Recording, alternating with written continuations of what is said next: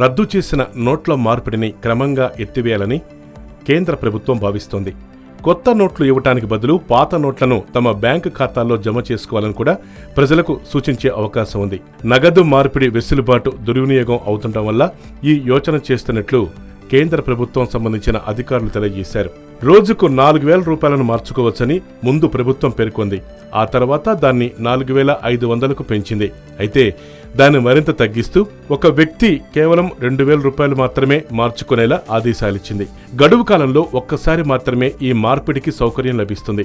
మార్కెట్లో ద్రవ్య లభ్యత ఉండేలా చూసుకోవడం కోసం ముందు ఈ మార్పిడి వెసులుబాటును కల్పించినట్లు ప్రభుత్వ వర్గాలు తెలిపాయి. పెద్ద నోట్ల రద్దు వల్ల మార్కెట్లో కొంతకాలం కొనసాగించాలనుకున్న ద్రవ్య లభ్యతలో 60% ఇప్పటికే సాకారమైపోయింది.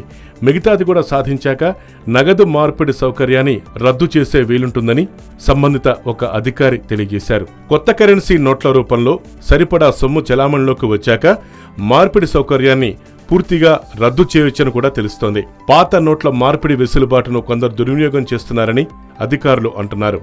ఒక్కసారి మార్చుకున్న వ్యక్తులే పదే పదే కౌంటర్ల వద్దకు వస్తున్నారని ఆర్థిక వ్యవహారాల శాఖ కార్యదర్శి శక్తికాంత్ దాస్ ఇప్పటికే చెప్పారు.